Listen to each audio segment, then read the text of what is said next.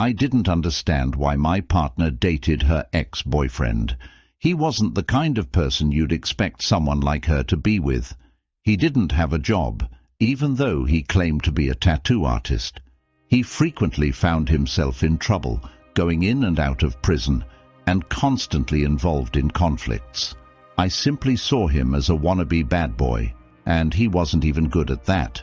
Before my fiancée and I started dating, she had a complicated relationship with her ex-boyfriend. They began dating when she was just 16, and they essentially grew up together. To make matters more complex, my fiancée's best friend while growing up was her ex-boyfriend's younger sister. After high school, my partner decided that her dream was to become a lawyer. She tried to persuade her ex-boyfriend to pursue a more serious career, like becoming a doctor, so they could be a successful power couple. He had already graduated before her, but had no interest in college or a professional path. Her ex-boyfriend turned her down, saying that he prefers to pursue a career as a rock star or tattoo artist. From that point on, their relationship had its share of highs and lows, marked by verbal and physical abuse.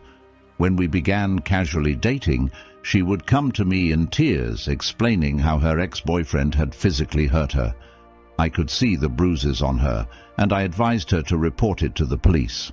But she refused, not wanting to get him into trouble. I couldn't understand why a beautiful and intelligent woman like her would endure such a tumultuous relationship with someone like him. During her college years, her relationship with her ex-boyfriend was a roller coaster. She would break up with him, start dating someone new, only to cheat on that person with her ex-boyfriend when he came out of prison, or for some other reason. She always seemed to feel sorry for him, believing the world had treated him unfairly, which, frankly, seemed ridiculous to me. Let's jump ahead a bit. After she finished law school, she was 26 years old when we started casually dating. We both worked at the same law firm. She was incredibly beautiful, and I couldn't stop thinking about her. Finally, when I managed to get a date with her, I learned that she was in a strange situation with her ex-boyfriend. This made me very sad, and I tried to persuade her to leave him because she kept telling me how awful he was to her. He would ask her for money, and his family didn't want to help him anymore.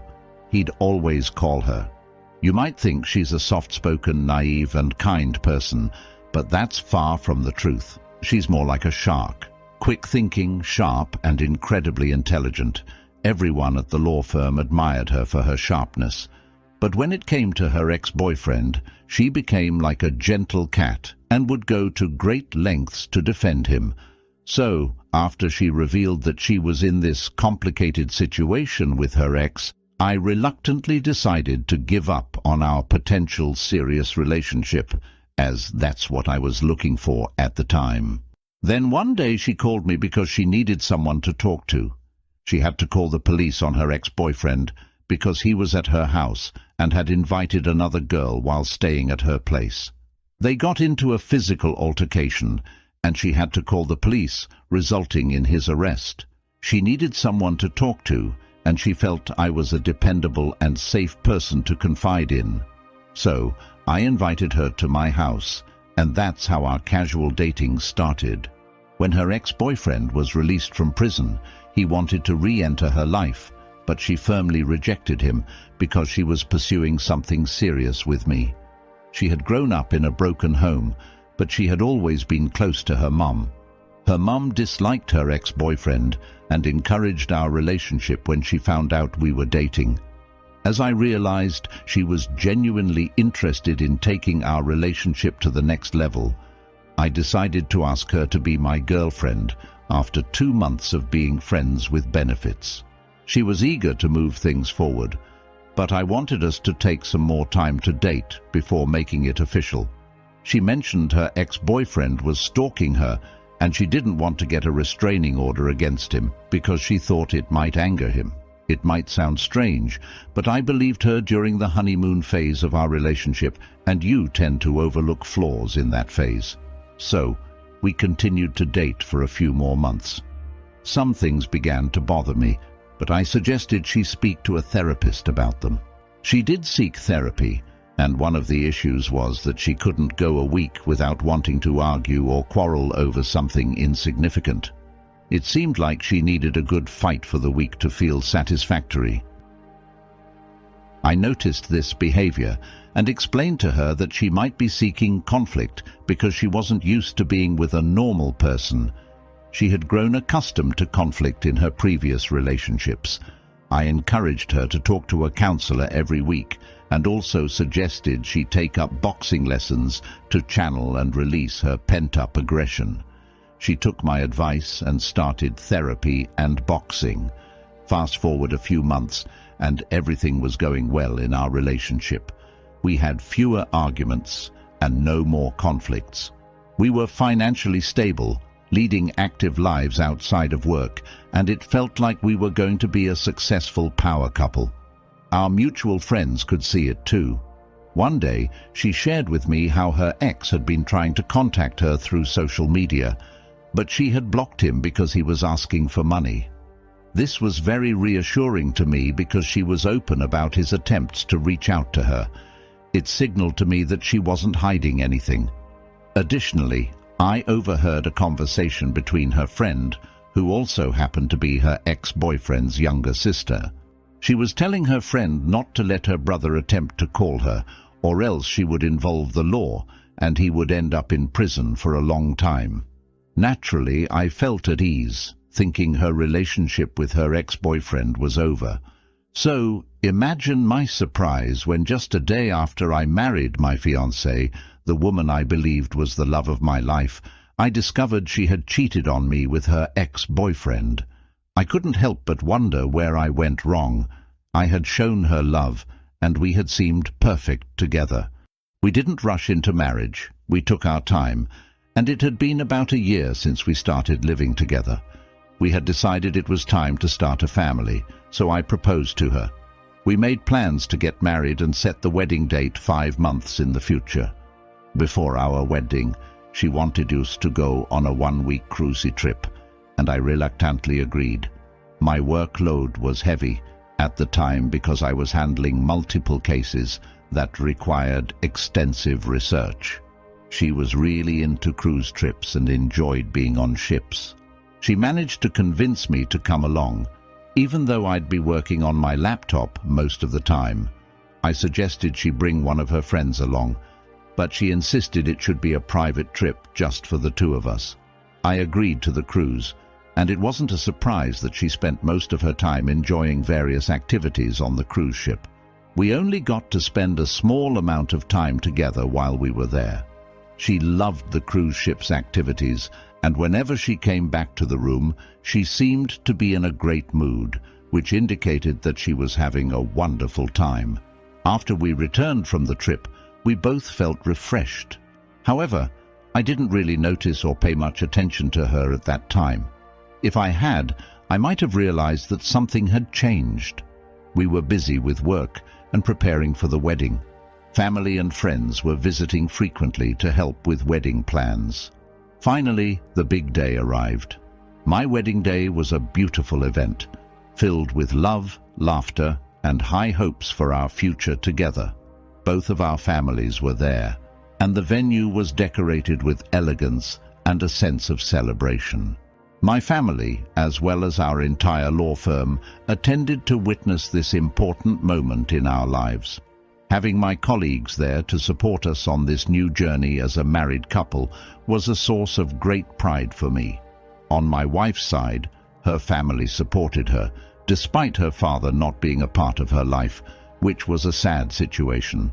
Her uncle, who had always been a strong source of support, walked her down the aisle, a touching symbol of her family's love and unity.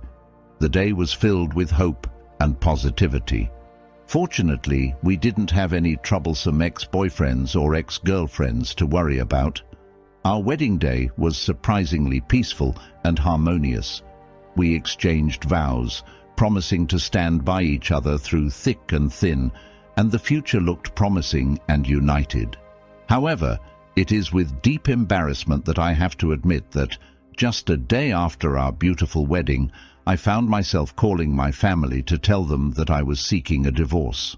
I had even started printing court papers to serve her with the divorce papers. It left me wondering what had gone so wrong. A day after our wedding, we decided not to go on our honeymoon right away. We wanted things to settle down first so we could go on a relaxing, stress-free trip, leaving work behind. As we planned our vacation, we were on our bed, and she was showing me some pictures her friend had sent her from her phone because the official wedding photographer hadn't sent us our wedding photos yet. While she was scrolling through her phone, I noticed an unmistakable picture of her and her ex-boyfriend together. I tried to get her to stop scrolling, and she attempted to hide her phone from me. I gently held her hand and asked her to give me her phone. She got off the bed and began to run away from the bedroom, acting like I was acting irrationally, asking me what was going on. I insisted she give me her phone and chased after her.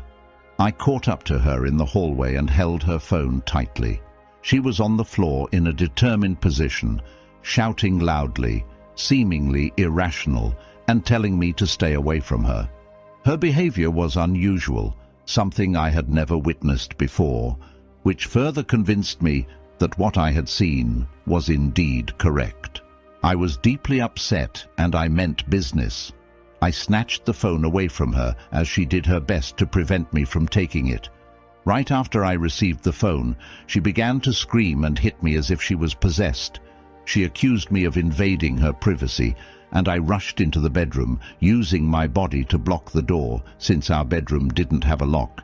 She kept trying to force the door open, making it uncomfortable to focus on her phone. Our bathroom, fortunately, had a lock, so I released the bedroom door and hurried into the bathroom.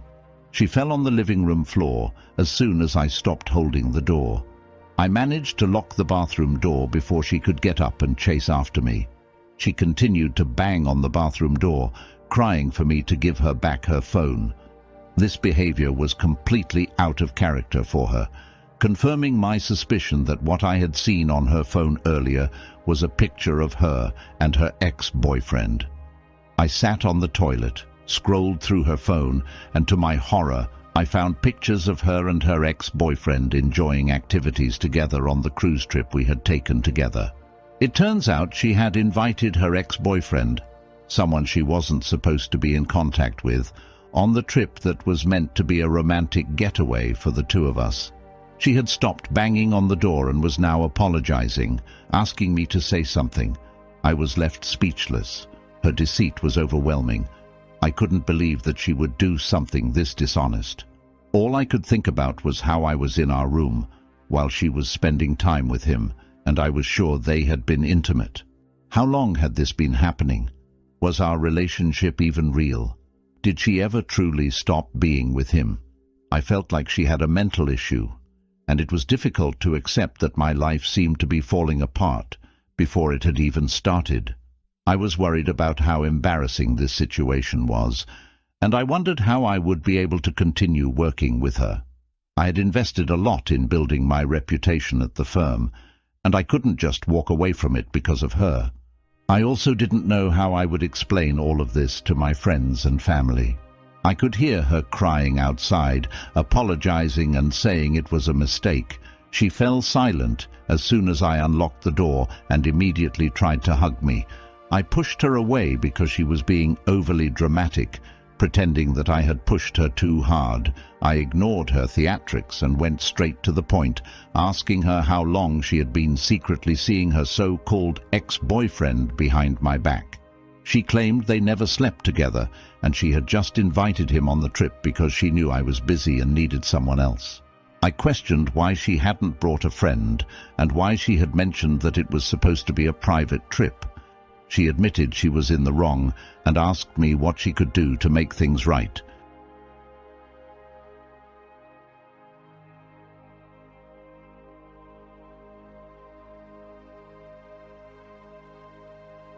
I replied that there was no way to fix things and our relationship was over.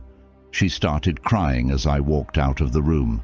I was still in shock, but I needed to leave the house. Instead of getting into my car in that state, I went back to the room, tossed her phone at her, grabbed mine, and then walked out the door. I must have walked for miles before I sat down to call my friend. He encouraged me, saying it's not shameful to end the relationship, considering I didn't know how long they had been hiding their actions from me. It was fortunate that we hadn't been married for very long. When I returned to the house, I felt calmer, and we had a candid conversation, perhaps the most honest one we'd ever had in our marriage. We both realized that due to our work and the grandness of our wedding, a messy and public breakup would be extremely embarrassing for our careers. It would tarnish my reputation as well.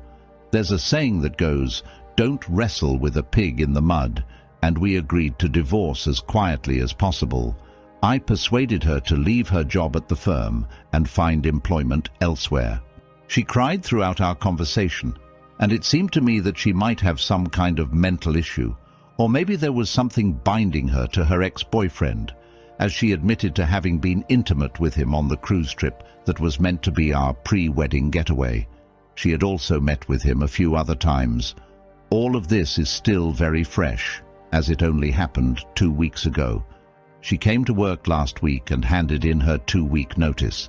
People at work have sensed that something is wrong and keep asking me about it, but I've been trying to deflect their questions. I know that eventually I'll have to confront the situation, but not right now. I'm not sure why I'm writing all of this. Maybe it's just for myself, a way to document how everything tragically went wrong. Perhaps it's a memory for the future, as I attempt to erase the last 2 years of my life as if they never happened. Thank you for staying to the end of this story. Don't forget to hit the thumbs up and subscribe to our channel, as we are on our goal to hitting 50,000 subscribers. Don't forget to drop your comments.